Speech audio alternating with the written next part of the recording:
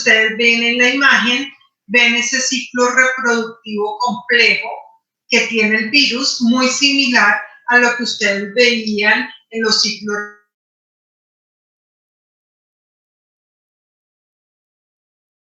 reproductivos y se hablaba entonces en ese momento de formas quísticas y se hablaba de la evolución de las formas quísticas hasta convertirse en formas tróficas, pero después se dieron cuenta pues que es un hongo y actualmente pues está en esta clasificación, reino de los hongos. Fue descubierto hace mucho tiempo por Carlos Chagas. El primero le pareció que era, incluso lo clasificó como un trypanosoma y después pues sí le cambiaron el nombre a un agente diferente que era Pneumocystis. Hace años, por allá en el 2008 lo cambiaron, 2003 tal vez lo cambiaron a Pneumocystis tyrovesi porque inicialmente le llamaban Pneumocystis carini y se dieron cuenta que ese Pneumocystis carini es propio de los animales y no es propio de los humanos, y tyrovesi era el nombre de un investigador, entonces por eso le cambiaron el nombre. Es un hongo unicelular. También es que es una mezcla, ¿no? Porque un hongo unicelular tendríamos que decir que es una levadura, pero no podemos decir tampoco que sea una levadura. Casi que, para mí, casi que debería tenerlo clasificado dentro de los protistas, porque recuerden que dentro del reino de los protistas hay una serie de microorganismos que no tienen una clasificación como tan fácil. Dentro de los protistas están los protozoarios, pero hay muchos otros microorganismos de difícil clasificación. Pues siendo un hongo, entonces decimos que el hongo en su morfología está formado de ascas, no de quistes, sino de ascas, y que dentro tiene las ascosporas. Esa sería la morfología correcta. En Pneumocystis su reservorio no se desconoce, pero suponemos que debe ser por vía inhalatoria que se debe transmitir. La forma infectante tampoco es claro. Lo que sí hemos reconocido hace mucho tiempo es que es un patógeno oportunista y que ahora con el SIDA pues aparece, entra nuevamente en emergencia, sobre todo en pacientes con SIDA con un recuento de menos de 200 células, CD4 menos de 200 por mililitro.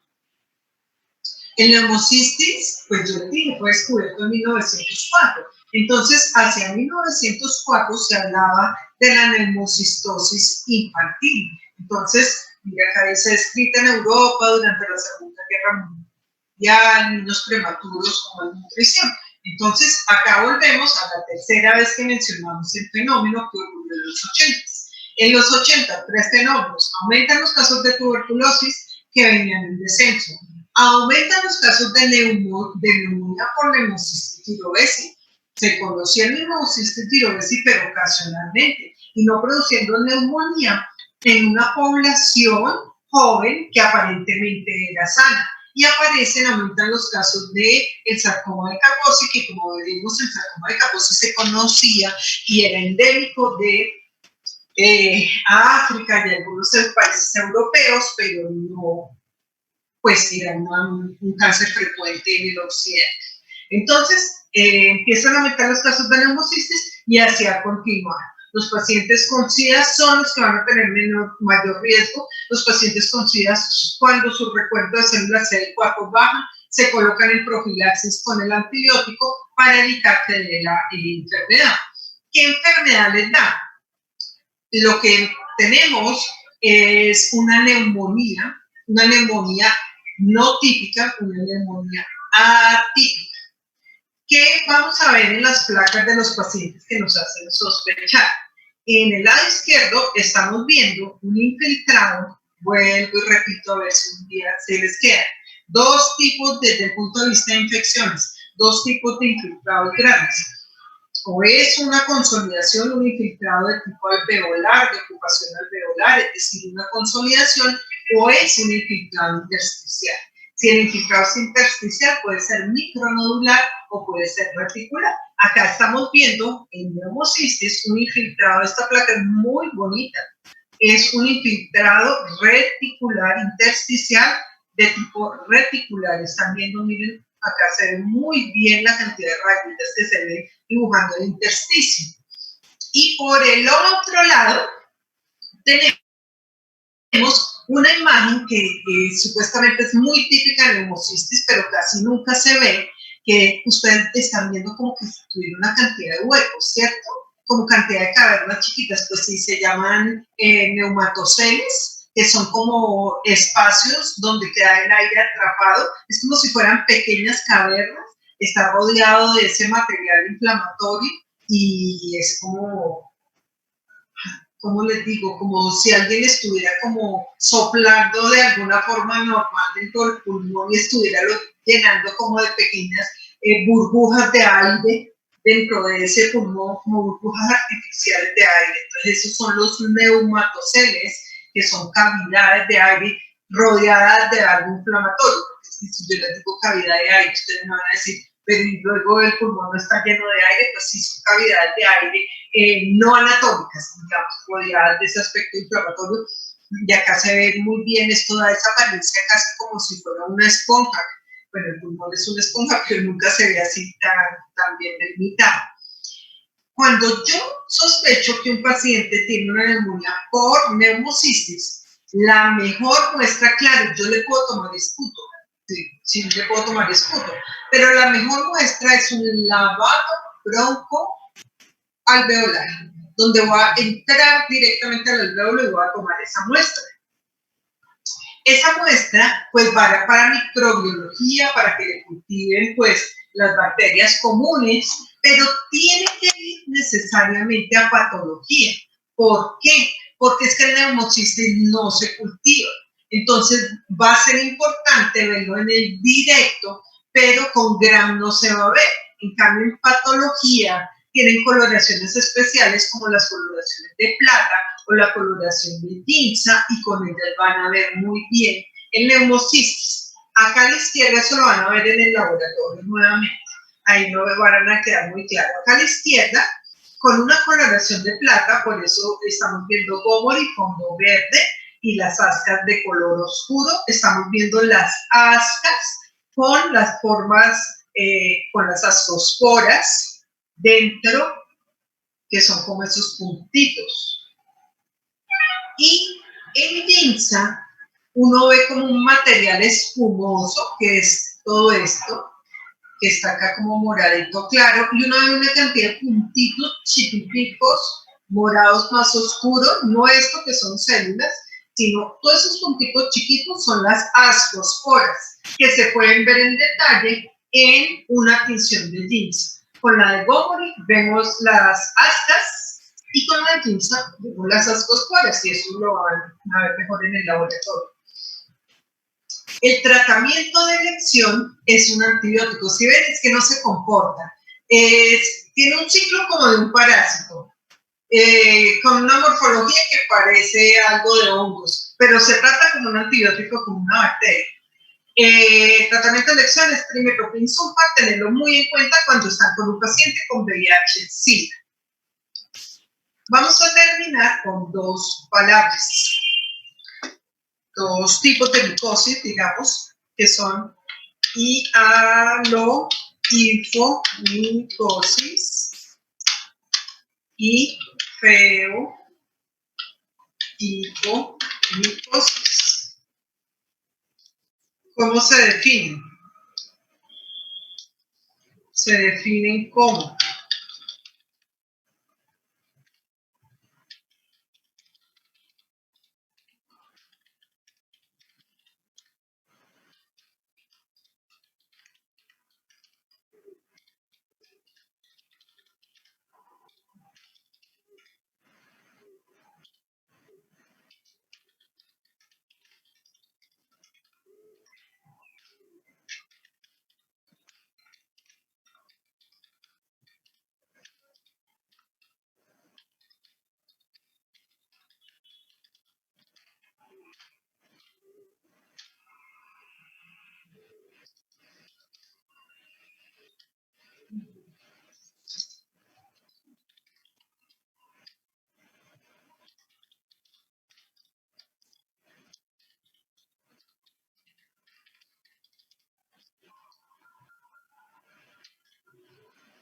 ¿Listo? Esta es la definición. Una micosis emergente, cutánea, subcutánea o sistémica, producida por unos hongos que pueden ser hialinos o unos hongos que pueden ser dematiáceos. Entonces, a ver si entendemos bien el concepto. A ver, Sebastián Morales, que me aparece de primero. Una cromomicosis, que es producida por hongos dematiáceos todas, por hongos negros, caería en la clasificación de una feoifomicosis. Sí, señora. ¿Sí? ¿Por qué? Porque la feoifomicosis, pues, es una micosis oportunista que pues se da por hongos dematiáceos. Lee la definición de feoifomicosis. Lee las definiciones. Micosis oportunista emergente, cutánea, subcutánea o sistémica producida por hongos dematiáceos. Listo. ¿Qué quiere decir emergente? Uy, ¿como aguda? No. Emergente quiere decir que es una enfermedad que se está presentando apenas, que se está reconociendo de nuevo por primera vez, que no es una enfermedad clara. Por ejemplo, el coronavirus es una enfermedad emergente. La influenza, no podemos decir que la influenza es una enfermedad emergente cuando la conocemos hace siglos. Entonces, cuando yo les ponía el ejemplo de una cromomicosis, que es producida por hongos negros, la cromomicosis no es una enfermedad emergente porque se conoce hace mucho tiempo. La cromomicosis le da a los campesinos, no es un patógeno oportunista, entonces no sería. Igual, si yo les digo cándida, entonces,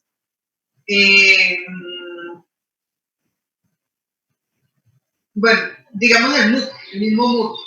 Yo les pregunto, ¿el mucor es una hialoifomicosis? Pues no, porque puede que la mucormicosis sea emergente, perdón, sea oportunista, pero no es emergente. Hace rato pues, conocemos que los inmunocomprometidos se pueden enfermar por un mucor. Entonces, ¿para qué se crearon estas palabras? Porque es que se fueron reconociendo una cantidad de hongos nuevos que producían enfermedades y antes no se conocían. Entonces, para no tener que poner un nombre a cada hongo que vamos reconociendo y que es como raro y que va apareciendo, pues la agrupamos bajo ese nombre. Ejemplo, en una época ya nos ha bajado, ya no es tan común, empezaron a aparecer infecciones de las uñas por hongos como Fusarium,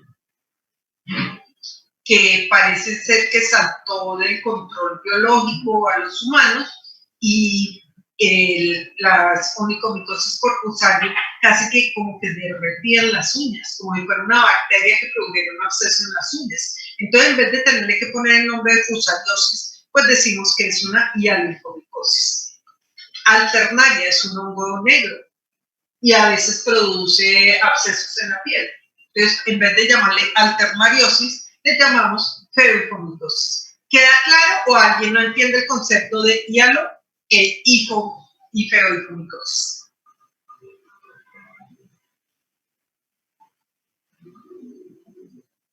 ¿Todos entendieron? Bueno. Profe, entonces al fin, ¿cómo quedó emergente? O sea, entonces se da como esporádico o cómo así.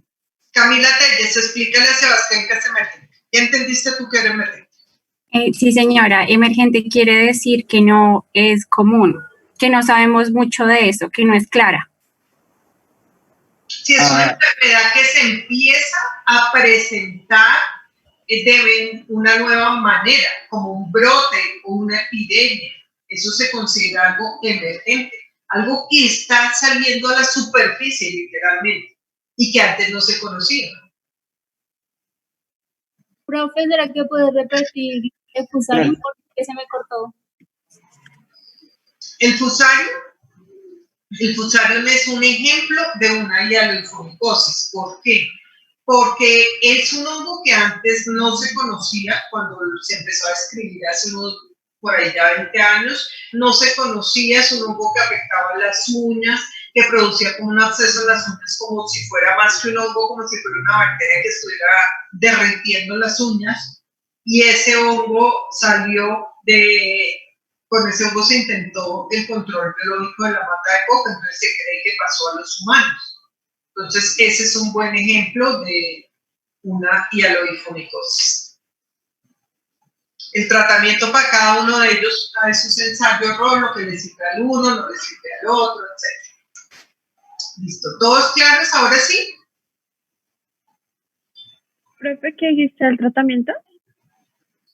Que el tratamiento es ensayo y error. Para cada uno hay un tratamiento. Lo que le funciona al uno no le funciona al otro. Bueno, niños, entonces,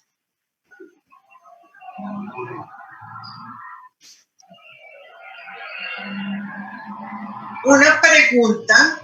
Los del grupo que me dijeron que tenían el 1 de mayo, si ustedes quieren, les doy la opción de que expongan este 24 de abril, si no quieren exponer en teoría un festivo. ¿Quieren hacer eso?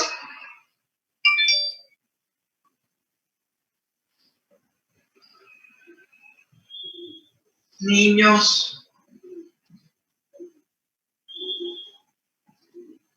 ¿No hay ninguno acá del grupo 2 de exposición?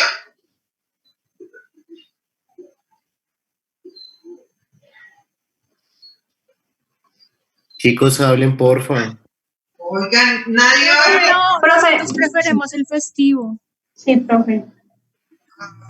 Entonces, como se quedan callados. Entonces, listo. Entonces, sigue el festivo. Y lo otro que tenía para comentarles es que ya me adelanté en el tema. Entonces, ya terminé casi que lo de toda la semana. Entonces, sin embargo, el próximo miércoles nos vemos porque voy a adelantar la clase de VIH, que es una de las últimas clases que teníamos después de las exposiciones. Pero entonces, como esta semana ya me adelanté, pues el otro miércoles hacemos la clase de VIH. Bueno. Listo, Doc, muchas gracias. Listo, niños. Entonces, nos veremos el miércoles. Una pregunta. Yo soy del grupo de para